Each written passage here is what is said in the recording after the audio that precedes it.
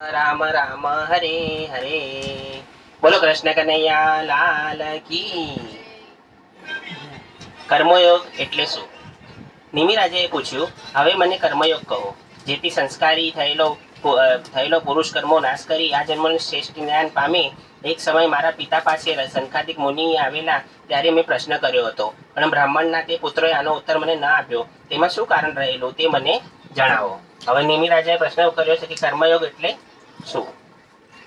અવિહોત્ર યોગી બોલ્યા, વેદમાં જે કરવા યોગ્ય કહ્યું છે તેને કર્મ કહેવાય છે, અને જે કરવાનો નિષેધ કહ્યો છે તેને અકર્મ કહેવાય છે, અને જે કરવાનું કહ્યું છે છતાં કરાતું નથી તે વિકર્મ છે. આ ત્રણેય કર્મ, અકર્મ અને વિકર્મ કેવળ એકલા વ્યક્તિ જ જાણી શકાય છે. તેમની વ્યવસ્થા લૌકિક રીતે થતી નથી. વેદો ઈશ્વરથી પ્રગટે છે અને અપૌરુષેય છે, તેથી તેમના તાત્પર્યનો નિશ્ચય કરવો બહુ કઠિન છે. મોટા મોટા વિદ્વાનો પણ વેદોના અભિપ્રાયોને નિર્ણય કરવામાં ભૂલ કરી બેસે છે. પણ જ્યારે પ્રશ્ન પૂછે ત્યારે તમે બાળક હતા એટલે સંકાદી મુનિઓએ જવાબ આપ્યો ન હતો. વેદો અપુરુષે અર્થાત કે મનુષ્ય રચેલા નથી. વેદોમાં શબ્દાર્થ જુદો હોય અને તત્વાર્થાર્થ પણ જુદો હોય છે. વેદો કર્મો કરવાની જે આજ્ઞા કરી છે તે ખરેખર તો કર્મોથી છૂટવા માટે કહે છે. કર્મ કરવા બદલ સર્વાધિક ફળની લાલચ આપે છે અને સર્વાધિક ફળ આપે છે પણ ખરા, પરંતુ તેનો ઉદ્દેશ કર્મથી છોડવાનો હોય છે. વેદોએ બતાવેલા કર્મો કેવળ જ્ઞાન અંગભૂત છે એમ વિચારીને નિષ્કામ કર્મો કરવા, નિસંગ થઈ કર્મના ફળ આસક્તિ રાખ્યા વિના કર્મો કરવા અને પછી કર્મો ઈશ્વર અર્પણ કરી દેવા. શ્રેષ્ઠ કર્મ શ્રી હરિનું ધ્યાન કરવું છે. પોતાના હૃદયમાં આત્મારૂપી ઈશ્વરને પૂજે છે તે તત્કાળ મુક્તિ પામે છે. એટલે કે જે કાંઈ બી આપણે કરીએ એ બધું પરમાત્માના અર્પણ કરી દેવાનું. એવી રીતે સ્વામીઓ કે છે ને, કૃષ્ણ અર્પણ અમસ્તુ, જે કાંઈ બી કરો એ કૃષ્ણને અર્પણ કરી દેવાનું, એટલે આપણે કર્મ બંધનમાંથી મુક્ત થઈ જઈએ.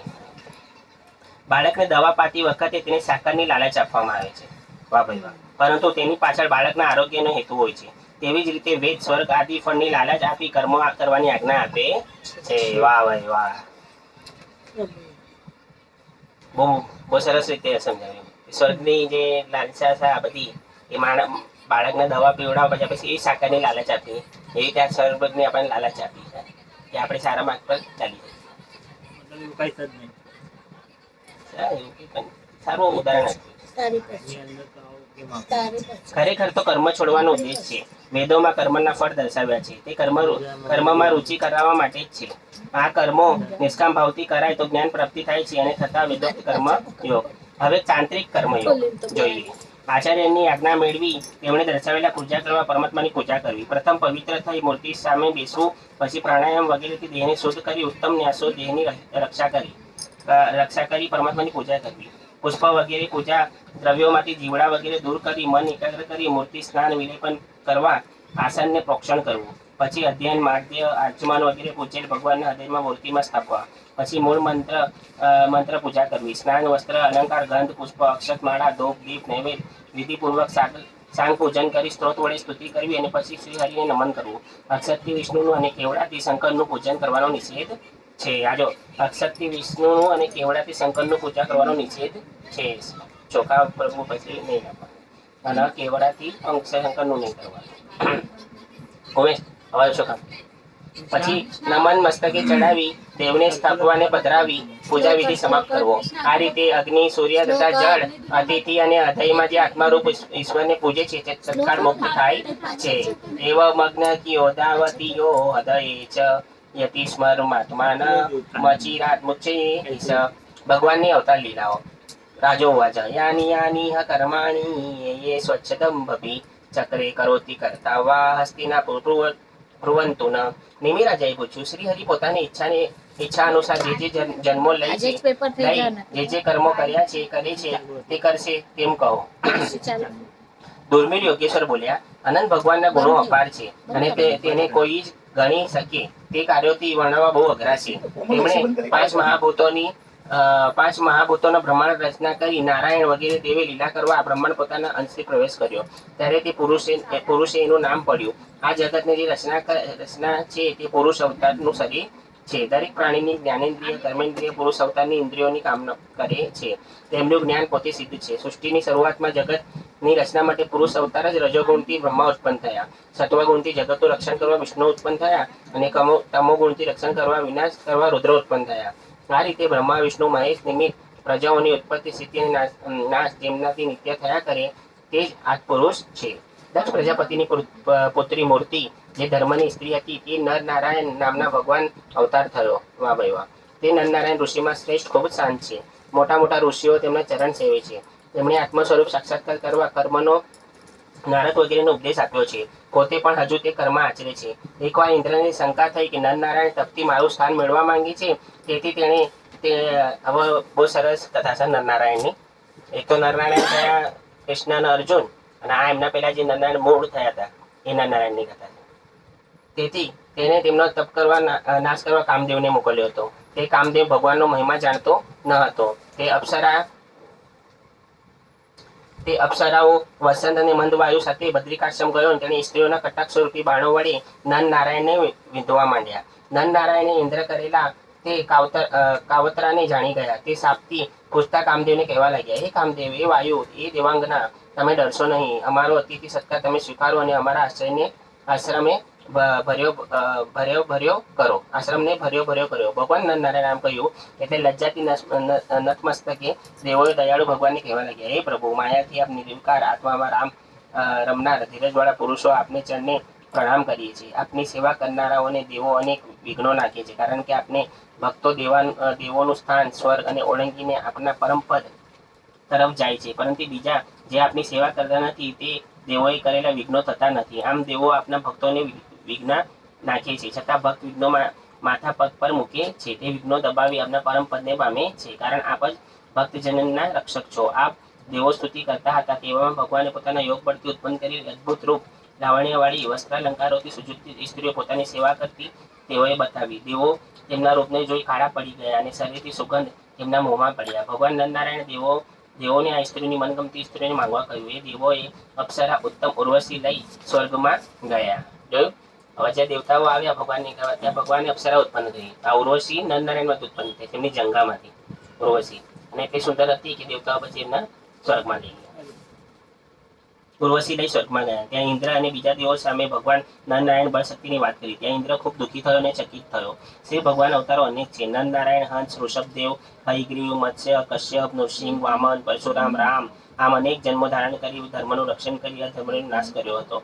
ભગવાન અજન્મા છે, તો પણ પૃથ્વી પાર ઉતારવા યાદવ કુળમાં શ્રી કૃષ્ણ બલરામ રૂપે અવતરશે અને દેવોથી પણ ન થઈ શકે તેવા કર્મો કરશે. પછી બુદ્ધા અવતાર, કલયુગમાં કલ્કી અવતાર અને શુદ્ર રાજાનો નાશ કરશે. હે રાજન, મહાયશસ્વી જગતપતિ ભગવાન એવા અનેક જન્મો અને કર્મો વિદ્વાનોએ વર્ણવ્યા છે. એવં વિધાની કર્માણી જન્માની ચ જગતપતે ભૂરી ભૂરિશ્રીઓ વર્ણિતાની મહાભુજં ભક્તિહીનની ગતિ. રાજો ઉવાચ, ભગવંત હરિપ્રાયો ન ભજંતા મે વિત્તમા તેષામ અસાંકામાના કા નિષ્ઠા વિજિતાત્મનામ. નિમિરાજાએ પૂછ્યું, હે મોટા આત્મવેતાઓ, જેણે મનને જીત્યું નથી અને તેથી જેઓ કામવાસનાઓમાં શાંત થયા નથી, એવા લોકો શ્રી ભગવાનને ભજતા નથી, તેવા લોકો શી ગતિ થાય છે? વાહ ભાઈ વાહ, બહુ સરસ પ્રશ્ન પૂછ્યો છે, સાંભળજો. યમશોકેશ્વર બોલ્યા, પરમાત્માના મુખથી બ્રાહ્મણ, બાહુ હાથથી ક્ષત્રિય, સાથળથી વૈશ્ય અને પગથી શૂદ્ર એમ 4 વર્ણો ઉત્પન્ન થયા. બરાબર? જાંઘથી ગૃહસ્થ, બ્રહ્મચર્ય હૃદયથી, છાતીમાંથી વાનપ્રસ્થ અને સંન્યાસ મસ્તકમાંથી. જાંઘથી ગૃહસ્થ, બ્રહ્મચર્ય હૃદયથી, છાતીમાં વાનપ્રસ્થ અને સંન્યાસ મસ્તકમાંથી. આમ આશ્રમ ઉત્પન્ન થયા છે. સત્વગુણ બ્રાહ્મણત્વ, સત્વ રજોગુણ અને ક્ષત્રિય રજો, અને તમોગુણ વૈશ્ય અને તમોગુણથી શૂદ્ર ઉત્પન્ન થયા છે. આ બધા વર્ણોમાં જેઓ પોતાને ઉત્પન્ન કરનાર પુરુષ પરમેશ્વર જાણતા નથી અને તેમનું ભજન કરતા નથી, તેઓ જાણીને પણ તેમનું અપમાન કરે છે, તે નરકમાં પડે છે. હે રાજન, તમારે તેવા લોકો ઉપર દયા કરવી અને તેમને પ્રભુ ભક્તિમાં રસ લેતા કરવા. વેદમાં બતાવ્યા કર્મો તો કરવા જ જોઈએ, પણ તે કર્મો કેવી રીતે બંધનકારક ન થાય એ જ્ઞાનીઓને પૂછવું જોઈએ. પણ અભિમાની અને મૂર્ખ એવો પોતાને પંડિત માનનાર મૂળ મનુષ્ય રજોગુણને લીધે અનેક જાતની કામનાઓ ઘેરાયેલો છે. ક્રોધી, દંભી, અભિમાની, પાપી હોય છે. તેઓ ભગવાનની ભક્તિ હાસી મસ્કરી કરે છે અને ગર્વને લીધે અંધ બની ઈશ્વર અને ધર્મ અર્થ કામને મુખ્ય માને છે. આવા લોકો પોતાની આત્માનો નાશ કરે છે અને આ સંસારથી છૂટતા નથી. જો જે લોકો આવું કરે છે, મૂર્ખ, અભિમાન, એ અમુક લોકો છે જેનું નામ હું નથી લેતો, પણ ભગવાનના શરણમાં જ રહીને આ બધી જે ઘર સંસારના પૈસા ને બધું પામ્યા છે, તો એ લોકો આ સંસારથી છૂટા થતા નથી. ધર્મ, અર્થ અને કામ. પૂજા વિધિ. નિમિ રાજાએ પૂછ્યું, આપે કહ્યું કે ભગવાનની ભક્તિ જ કરવી, તો એ ભગવાન કઈ કાળે, કેવા વર્ણવાળા, કેવા આકારવાળા, કયા નામથી અને વિવિધ પૂજાય છે તે કહેવાની આપ કૃપા કરો. કર ભાજન યોગી કહેવા લાગ્યા. યોગ પ્રમાણે ભગવાનના વર્ણ, નામ, આકાર અને પૂજન વિધિ જુદા જુદા હોય છે. સત્યયુગમાં ભગવાન શ્વેત વર્ણવાળા, 4 ભુજાઓવાળા, જટા ધરાવનાર, વલ્ક વસ્ત્રવાળા, કાળું મૂર્ખચર, જનોય, માળા, દંડ, કમલ તથા કમંડલ ધારણ કરતા હોય છે. તે સમયે મનુષ્ય શાંત સ્વભાવ, વેર વિનાના, બધા તરફ સ્નેહ ભાવવાળા, સમાન દ્રષ્ટિવાળા હોય છે. ધ્યાનથી તથા મન ઇન્દ્રિયો સંયમ રાખનાર ભગવાનની પૂજા કરે છે. તે સમયે હંસ, પૂર્ણ, વૈકુંઠ, ધર્મ, યોગેશ્વર, અમર, ઈશ્વર, પુરુષ, અવ્યક્ત, પરમાત્મા એ નામોથી ભગવાન કહેવાય છે. હવે આવ્યો ત્રેતાયુગ. ત્રેતાયુગમાં ભગવાન લાલ વર્ણવાળા, 4 ભુજાઓવાળા, ત્રેવટી, કટી મેખલાવાળા, પીંગળા કેસવાળા, વેદમૂર્તિ, સ્થૂલ સૂર્ય ધારણ કરનારા, વેદોવક્ત કર્મો અને સુતોક્તિ તેમનું પૂજન થાય છે. તે યુગમાં ભગવાન વિષ્ણુ, યજ્ઞ, કૃષિ, ગર્ભ, સર્વદેવ, ઉરુકર્મ, વૃષાકપી, જયંત તથા ઉરુ ગાય આવા નામોથી ઓળખાય છે. દ્વાપરયુગ. દ્વાપરયુગમાં ભગવાન શ્યામ વર્ણવાળા, તેઓ પીળા વસ્ત્રો પહેરનાર, ચક્ર જેવા આયુધ ધારણ કરનાર, શ્રીવત્સ આદિ અંગ ચિહ્નો, કૌસ્તુભ વગેરે ભગવાનના ચિહ્નોથી યુક્ત છે. મહારાજા જેવા પરમ પુરુષને વૈદિક તાંત્રિક માર્ગમાં લોકો પૂજે છે. વાસુદેવ, શકર્ષણ, પ્રદ્યુમ્ન, અનિરુદ્ધ, નારાયણ, ઋષિ, કૃષ, મહાત્મા, જગતના ઈશ્વર, જગત સ્વરૂપ, પ્રાણીઓના આત્મા આવા નામોથી સ્તુતિ કરે છે. હવે આવ્યો કલયુગ. કલયુગમાં ભગવાન શ્યામ વર્ણવાળા, ઉજ્જવળ અંગવાળા અને અસ્ત્રો ધારણ કરનારા છે. તે પાછળથી વિટરાયેલા અને લોકો કીર્તન ભક્તિ વડે તેમની ભક્તિ કરે છે. બરાબર. કલયુગમાં કીર્તન અને ભક્તિ સર્વશ્રેષ્ઠ બતાવી છે. શંકર તથા બ્રહ્માએ સ્તુતિ કરેલું શરણ લેવા યોગ્ય ભક્તજનોની પીડાનો નાશ કરનાર અને સંસારરૂપી સમુદ્રમાં વહાણ સમાન છે. અને આપણા ચરણ કમળને હું વંદન કરું છું. શ્રી રામચંદ્ર રૂપી આપ ધર્મ મર્યાદા પાડવાવાળા પિતા દશરથની આજ્ઞા પાડી તજવી ઘણી મુશ્કેલ એવી રાજ્ય લક્ષ્મીને તજી આપ વનમાં પધાર્યા. ત્યાં સીતાજી ઈચ્છાથી માયાવી મૃગની પાછળ દોડ્યા હતા. તે આપના ચરણ કમળને હું વંદન કરું છું. ત્વક્તા સુદુ સત્યશ્ચ સુરેશી સીતરાજ્ય લક્ષ્મી ધર્મિષ્ઠ આર્યવચસા યદગાતારણ્યમ માયામૃગ દૈત્ય પિસ્ય તમસ્તાવત વંદે મહાપુરુષ તે ચરણાવિંદનમ. એ રાજન, અમે યુગો યુગના મનુષ્ય તેથી યુગને યોગ્ય નામો રૂપે કલ્યાણકારી ભગવાન શ્રી હરિનું પૂજન કરે છે. ભગવાનના ગુણો જાણનાર અને ગુણોનો સાર લેનાર ઉત્તમ મનુષ્ય દરેક યુગમાં કલયુગના વખાણ કરે છે. કારણ કે કલયુગમાં ભગવાન કીર્તન જ અને સ્વાર્થ અને પરમાત્મા મેળવી શકાય છે. હરિ કીર્તનથી પરમ શાંતિ થાય છે અને સંસારમાં ભટકવાનું નાશ પામે છે. હે રાજન, સત્યયુગ વગેરે 3 યુગ પ્રજાઓ પોતાનો જન્મ કલયુગમાં થાય એમ ઈચ્છે છે. ક્યાં જો કલયુગમાં ઈચ્છા લેવા માટે કેટલા લોકો પ્રાર્થના કરે છે. કારણ કે કલયુગમાં ભગવાન ભક્તો દ્રવિડ દેશમાં ઘણા થશે. ત્યાં તામ્રપાણી, કૃતમાલા, યશસ્વી, કાવેરી, મહાનદી જેવી પવિત્ર નદીઓ વહે છે. ત્યાં જે લોકો નદીઓમાં જળ પીએ છે તે નિર્મળ મનવાળા ભગવાનના ભક્તો બને છે. જે મનુષ્ય સર્વ કર્તવ્યો ત્યજી એક મુકુંદ ભગવાનને શરણે જાય છે તે કોઈનો દાસ કે દેવાદાર થતો નથી. આવા ભક્ત કે કોઈ વિધિ નિષેધ લાગતા નથી. કારણ કે કૃતકૃત્ય છે. દેવદાર હોય તે દેવું ચૂકવવું પડે. એટલે અભક્ત લોકો દેવોને ઉદ્દેશી 5 મહાયજ્ઞો કરવા પડે, પણ ભક્તજનોને કાંઈ કરવું પડતું નથી. તેનું મન સર્વેશ્વર ભગવાનમાં લાગેલું હોય તે માટે વિધિ નિષેધ અને કોઈ બંધન રહેતા નથી. જે મનુષ્ય બીજા દેહાદી કે દેવાદી ઉપર ભાવ તજી ભગવાન ચરણ કમળને ભજે છે તો તે પાપ વૃત્તિ થતી નથી. કદાચ કોઈ વખત પાપ કર્મ તેનાથી થઈ જાય તો તેના હૃદયમાં બિરાજેલા શ્રી હરિ તે પાપને નાશ કરે છે. વાહ ભાઈ વાહ. નારદજી બોલ્યા, આ ભગવત ધર્મો સાંભળી નિમિ રાજા ઘણા પ્રસન્ન થયા. તેમણે ઋત્વિજો અને આચાર્યો સાથે નવા યોગેશ્વર વિધિપૂર્વક પૂજન કર્યું. એટલે યોગેશ્વરો સર્વલોકમાં દેખાતા જાતિ અદ્રશ્ય થયા અને નિમિ રાજાને ધર્મો આચરી પરમ ગતિએ પામ્યા. હે મહાભાગ્યશાળી વસુદેવ, તમે આ સાંભળેલા ભાગવત ધર્મો સત્તાયુગ અને નિસંગ થઈ આશ્રય કરશો, પરમ પદ પામશો. શ્રી ભગવાને તમારે ત્યાં પુત્ર રૂપે પધારી તમારું અંતકરણ શુદ્ધ કર્યું છે. શિશુપાલ, પૌંડ્રક, સાલ વગેરે રાજાઓ વેરભાવ થી પણ ભગવાનનું ચિંતન કરતા તેઓ બુદ્ધિ ભગવાનમાં તદાકાર થઈ તો તેઓ પણ ભગવાન સ્વરૂપ પામીને મોક્ષ મેળવે છે. તમે શ્રી કૃષ્ણ ઉપર પુત્ર બુદ્ધિ કરશો નહીં, કારણ કે શ્રી કૃષ્ણ સર્વના આત્મા ઈશ્વર બધાના પર નિર્વિકાર છે. છતાં માયાથી પણ મનુષ્ય સ્વીકારી તેને ઈશ્વરપણું ગુપ્ત રાખ્યું છે. પૃથ્વી પર ભાર રૂપ અસુર રાજાનો નાશ કરવા, સત્પુરુષોનું રક્ષણ કરવા, જીવોનો પરમ શાંતિ અને મુક્તિ આપવા ભગવાને અવતાર લીધો છે. અને તેથી જગતમાં ભગવાનની કીર્તિ પણ ફેલાય છે. શ્રી સુખજી બોલ્યા, નારદજી આવા વચનો સાંભળી સુખદેવજી વસુદેવને દેવકી અત્યંત વિસ્મય પામ્યા અને મોહને છોડી દીધો. જે મનુષ્ય એકાગ્ર ચિત્તે આ કથા સાંભળે છે, અગર સંભળાવે છે, તે મોહ છૂટી જશે અને બ્રહ્મમાં બુદ્ધિ દ્રઢ થશે. બોલો કૃષ્ણ કનૈયા સ્વામી સંપૂર્ણ્યમ ધારે સમાહિત સવિદ્યો સંબલ બ્રહ્મ ભૂયાય કલ્પતે. સ્વધામ પધારવા શ્રી કૃષ્ણ દેવોની પ્રાર્થના. શ્રી શુકોવાચ અથ બ્રાહ્મજે દેવે પ્રજશેરાવૃતોપ્યગાત અવશ્ય ભૂતભવ્યોશો યતો ભૂતગેમનુજ.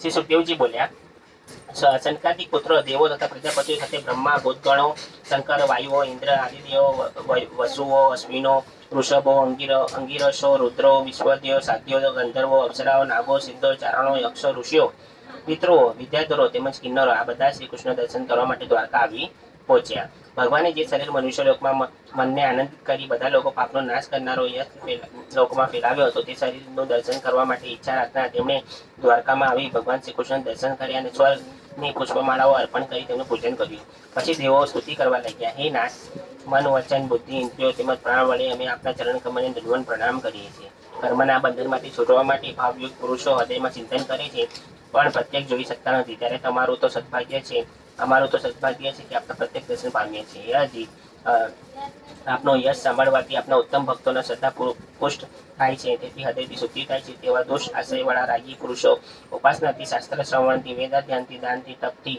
યજ્ઞ યાદીથી ક્રિયાઓ કરવા થતી નથી. મુનિઓ, ભક્તો, યજ્ઞો, યોગીઓ, પરમ યજ્ઞાદિ ભાગવતો આપને જે ચરણ સેવે છે તે અમારી અશુભ વાસનાઓ નાશ કરે છે. બલિરાજા ત્યાં આપે બીજું પગલું ભર્યું ત્યારે આપનો પગ છેક સ્વર્ગમાં પહોંચ્યો હતો અને આપની વિજય પતાકા જેવો જણાતો હતો. વળી એ પગ તે વખતે અસુરોની સેનાને ભયજનક, દેવોની સેનાને અભય આપનાર, સાધુ જેવો સ્વર્ગ આપનાર દુષ્ટ દૈત્યોનો નીચે પાતાળમાં હાકી કાઢનાર થયો હતો. તે ચરણ અમારું કલ્યાણ કરો. આપ જગતની ઉત્પત્તિ સ્થિતિને લય કરનારા છો. આપ પુરુષોત્તમ છો. આપ સ્થાવર જંગમ જગતના સ્વામી છો. કારણ કે આપ માયા વડે પ્રગટેલી ઇન્દ્રિય પ્રવૃત્તિઓને લાવેલા વિષયો સેવા છો, છતાં તેનાથી લેપાતા નથી. બીજા જીવો તથા યોગીઓ પોતે છોડેલા છતાં વિષય સેવવાથી ડરે છે, વાસના માત્રથી બંધાય છે. 16,108 સ્ત્રી આપના મનને દગાવતી શક્તિશાળી બની નથી, પણ આપ વિષયોને અળગા છો. આપ ચરણ કમળમાંથી ઉત્પન્ન થયેલી ગંગા ત્રણેય લોકને પાપનો નાશ કરે છે. દેવો તથા શંકર બ્રહ્માએ આ પ્રમાણે શ્રી કૃષ્ણની સ્તુતિ કરી. પછી બ્રહ્માજીએ ભગવાનને પ્રણામ કરી કહેવા લાગ્યા, હે પ્રભુ, અમે પૂર્વે આપને વિનંતી કરી હતી કે તે પ્રમાણે આપે પૃથ્વીનો ભાર ઉતાર્યો, ધર્મની સ્થાપના કરી અને સર્વ લોકોને પાપોના નાશ કરનારી કીર્તિ દિશાઓ ફેલાવી. તેમ યદુવંશનો અવતાર લઈ ઉત્તમ ચરિત્રવાળા કર્મો કર્યા. હે ઈશ્વર, આપના ચરિત્રોનું કલયુગમાં શ્રવણ કિન્નર કરતા મનુષ્ય અજ્ઞાનથી મુક્ત થશે. હે પ્રભુ, આપ યાદવ કુળમાં અવતર્યા 125 વર્ષ થયા, હવે દેવોનું કઈ કાર્ય બાકી રહ્યું નથી. તેમની આ કુળ પણ બ્રાહ્મણોની શાપથી લગભગ નાશ પામ્યા જેવું થઈ ગયું છે. માટે આપ યોગ્ય માનતા હો તો હવે આ પરમધામ વૈકુંઠમાં પધારો અને આપણા દાસ અમારું લોકપાલોનું લોકો સાથે રક્ષણ કરો. પ્રભુ 125 દિવસ સુધી ધરા પર રહ્યા. 125 વર્ષ. તથા સ્વધામ પરમ વિશ્વ યદિ મન્યસે સકોલ કાલોક પાલન પાહી વૈકુંઠ કિંકરાન. ભગવાન શ્રી કૃષ્ણ બોલ્યા, હે દેવોના દેવ ઈશ્વર, તમે કહો છો તેમ જ મેં નક્કી કર્યું છે. તમારું સર્વ કાર્ય મેં કર્યું, પૃથ્વીનો ભાર ઉતાર્યો.